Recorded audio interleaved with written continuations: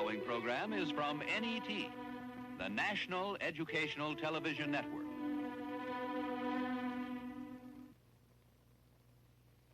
What we are trying during all these discussions and talks here is to see if we cannot radically bring about a transformation of the mind.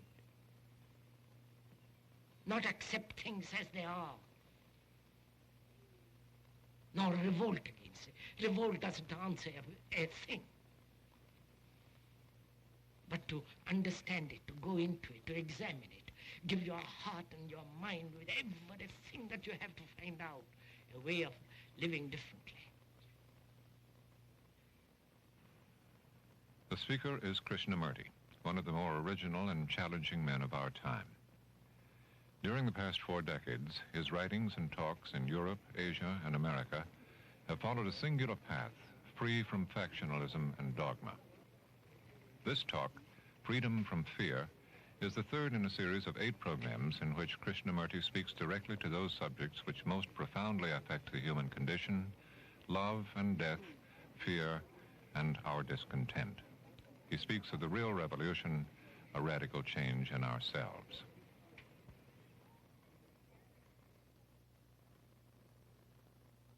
Considering what the world is now, with all the misery, conflict, destructive brutality, aggression, tremendous advancement in technology, and so on,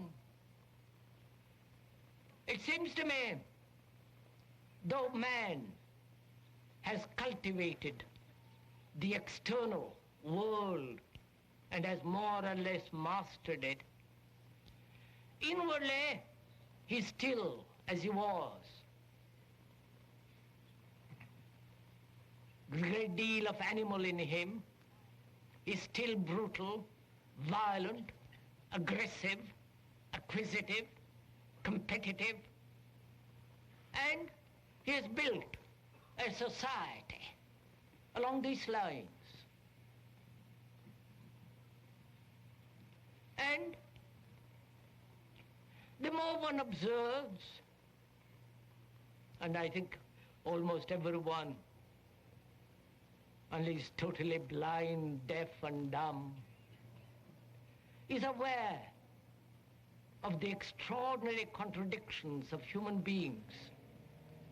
And to understand this extraordinary complex problem of existence, one must have tremendous passion, which cannot possibly be supplied by the intellect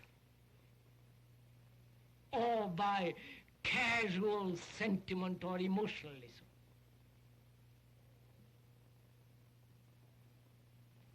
Or the passion aroused by committing oneself to a particular course of action, or belonging to a particular political or religious group. That does give certain quality of intensity, a certain elan, a certain drive. But through it all, there is the demand for gratification, for pleasure. And the whole structure of society, with its morality, with its gods, with its culture, with its entertainment, is based on pleasure. So we hope that you will so listen to what is being said, not hear a lot of words, to a lot of ideas, because ideas and words are not the fact. Ideas and words never bring about a radical revolution, a mutation in the mind. So we're not dealing with ideas and opinions and judgment. What we are concerned is with bringing about a radical revolution in the mind. And that revolution must take place without effort, because all effort has behind it a motive. And a revolution with a motive is not a revolution at all. A change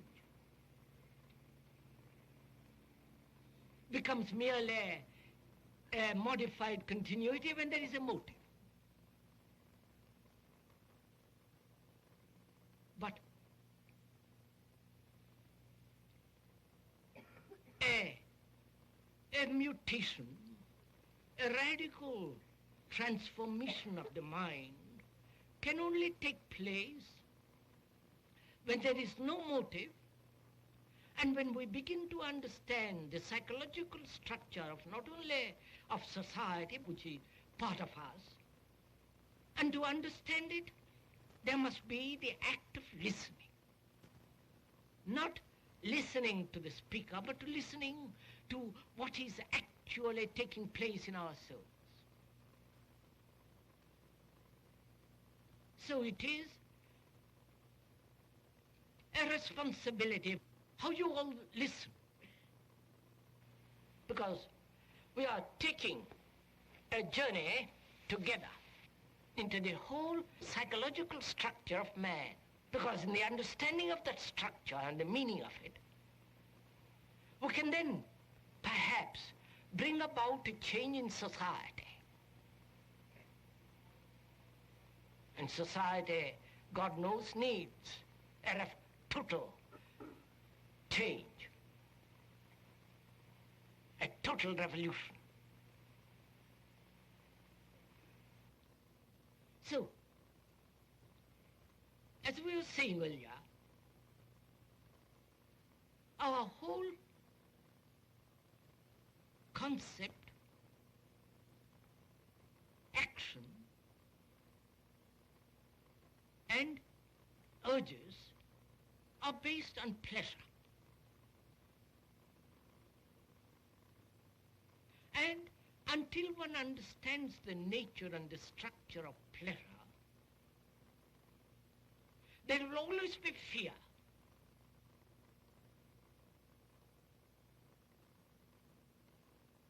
Fear not only in our relationships with each other, but fear of all life, the totality of existence.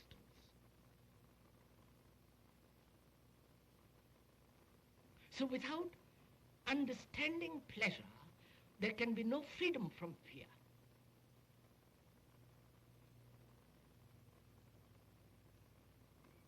And we are not denying pleasure.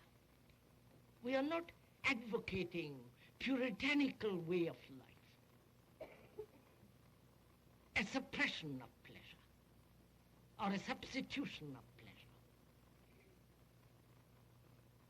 pleasure, or the denial of that thing that we call great satisfaction. We are examining it.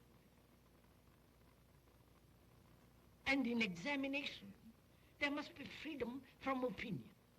Otherwise you can't examine.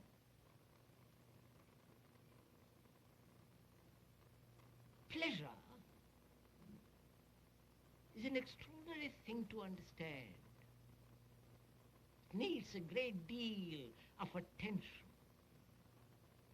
a swiftness of mind, a subtle perception. So one has to understand it. And to understand it, there must be neither withholding nor denying that quality, that principle of pleasure. And that's very difficult to do because we are so heavily conditioned to accept and to function with the motive of pleasure, with gratification. Therefore, we're always limiting our total attention.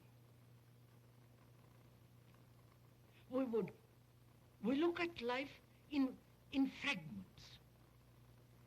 And as long as the particular totality, particular fragmentation exists, one cannot possibly see the total. If one says, I must have a certain pleasure, and I'm going to hold on to it at any price, then we will not comprehend or see the total pattern of pleasure.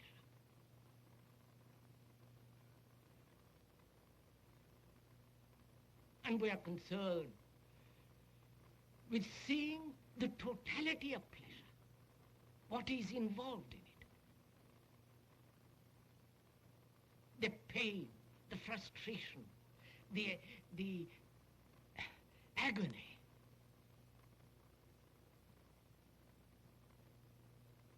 The remorse, the ache of loneliness when all pleasure is denied.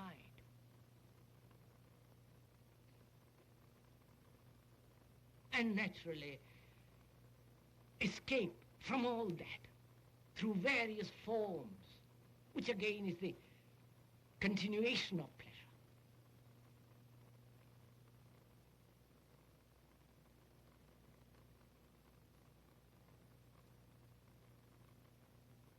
And a mind that is caught, that is conditioned by this principle of pleasure, cannot obviously see what is true, cannot think clearly, and therefore it has no passion. It translates passion as sexual or achieving some fragmentary activity and fulfillment in that fragment.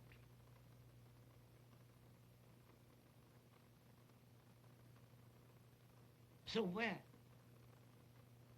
there is no understanding of pleasure, there is only enthusiasm, sentimentality, which evokes brutality and callousness and all the rest of it. So what is pleasure? Because without understanding pleasure, there is no love. Love is not pleasure. Love is not desire. Love is not memory.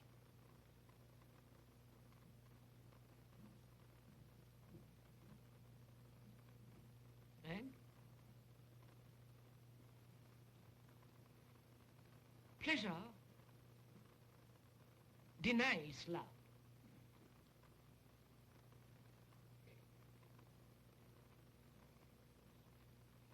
Therefore, it seems to me, it is important to understand this principle. Surely, pleasure is desire.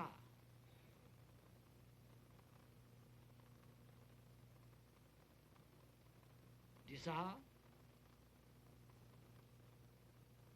which comes into being very naturally when you see something which gives you a stimulation, a sensation. And from that sensation there is desire. And the continuation of that desire is pleasure. And that pleasure is sustained by thought. I see something, and in that contact with it, there is a sensation. The sensation is the desire sustained by thought. Because thought is the response of memory. That memory is based on other experiences of pleasure and pain. And the thought gives to that desire the sustenance, the quality of pursuit and fulfillment. One can see this in oneself very simply. If one observes, it's all there in front of you. And the quality of observation cannot be taught by another. And if you are taught how to observe, you cease to observe. Then you have merely the technique of observation, which prevents you from actually seeing yourself, for yourself is the whole of mankind, with all the aches and the miseries, with the solitude and loneliness, despair, the utter loneliness of existence, meaninglessness of it all. And when you do so observe, it unfolds endlessly, which is life itself. Then you're not dependent on anybody, on any psychologist, on any theologian, or any priest, or any dogma.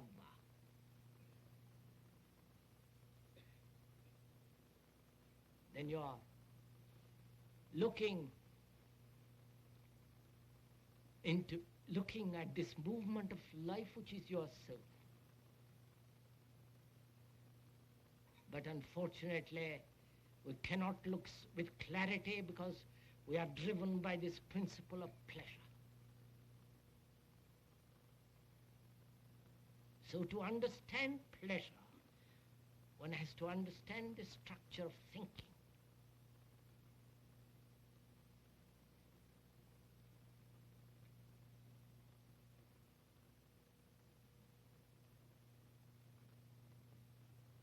Because it's thought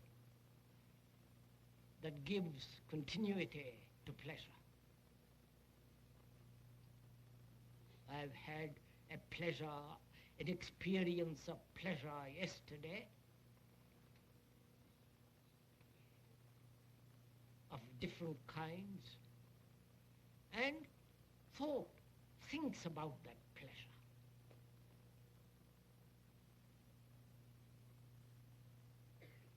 And demands its continuity.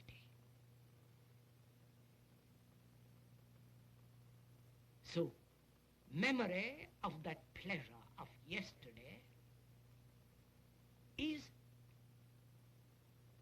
reacting, demanding that it be renewed through thought.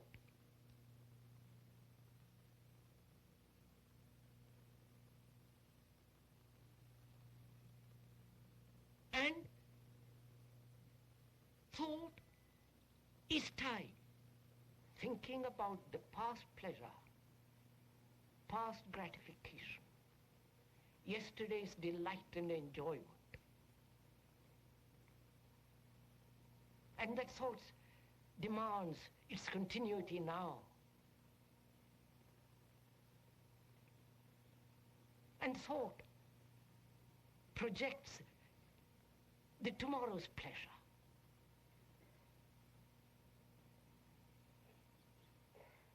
And thought creates the past, the present, and the future, which is time.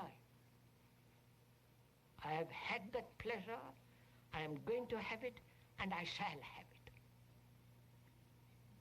This time quality is created by thought, bread put together by thought. And thought is time, and it is time that creates fear.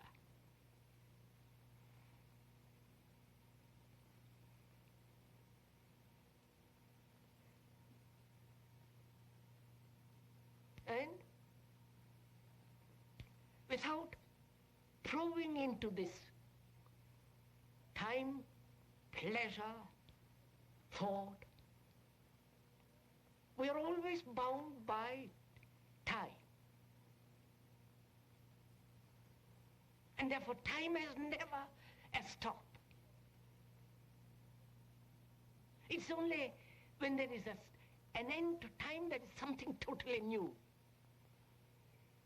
Otherwise it's merely a continuity of what has been modified through the present and conditioned by the future.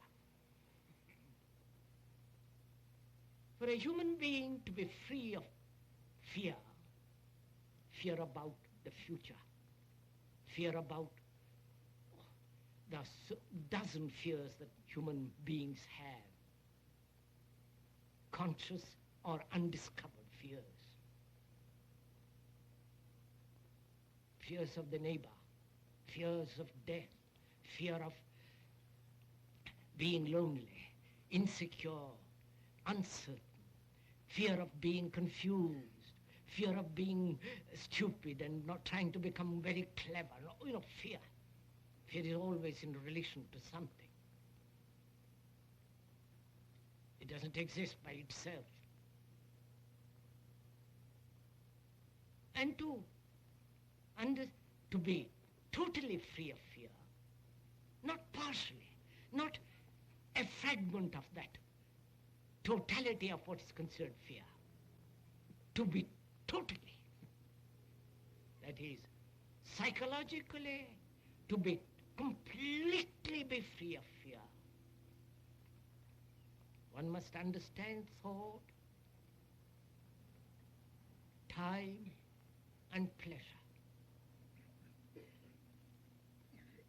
And this understanding is not intellectual or emotional.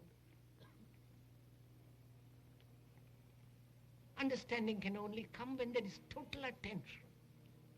When you give your complete attention to pleasure, how it comes into being. What is time? Time which thought has created.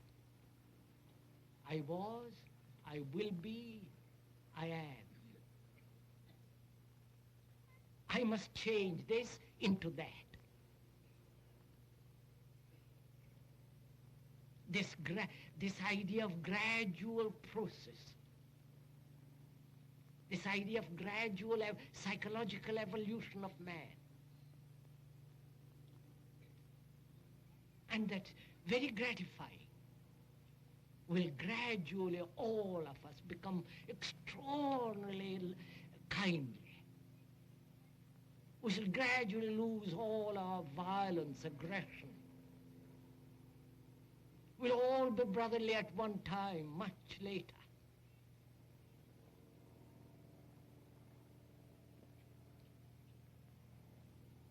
This gradual concept, which is generally called evolution psychologically, seems to me so utterly false.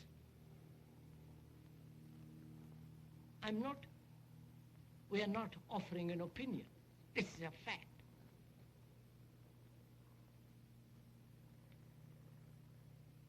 Because when you give your attention to something completely, there is no time at all. You don't say, I will do it tomorrow. In that state of attention, there is neither yesterday, today, or tomorrow. Therefore, time has come to an end. But that ending of time cannot possibly be when there is the center as the principle of pleasure. Pleasure has in it pain. The two things cannot be separated. Pleasure is pain. If you have observed,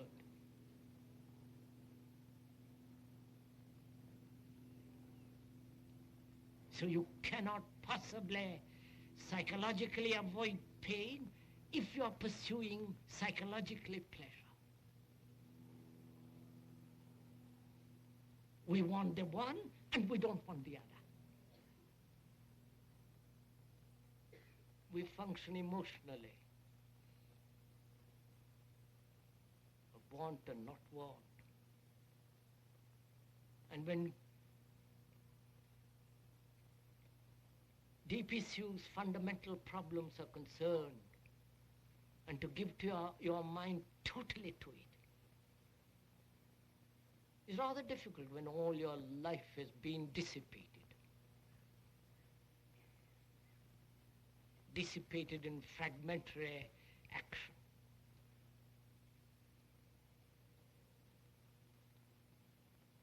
when we do act totally, we only do it when there is a crisis.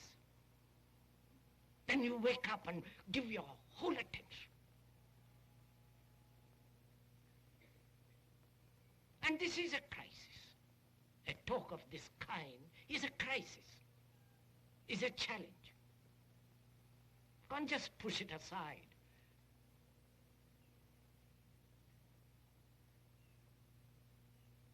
Therefore, it may be rather difficult, maybe perhaps arduous to follow all this. But it won't be arduous if you're following your own state of mind.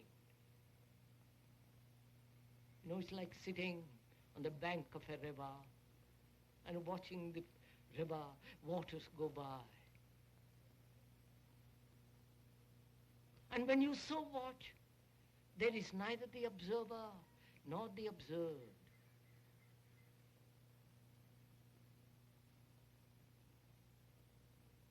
There is only a movement. But that to observe, that there must be no fear, no time, no sense of pleasure and the demand for gratification. Then in that state you can observe the whole movement of life. The movement of life which is agony, despair, the ache of meaningless existence, the routine, the boredom, the great fears as of death, which we'll talk about another day. So you can watch all this. And when you so observe, the observer is that which is observing. And then you can go beyond all this. And the mutation can only take place in the mind when time, pleasure, and fear have come to an end, and therefore there is a certain dimension of quality which cannot be approached through thought.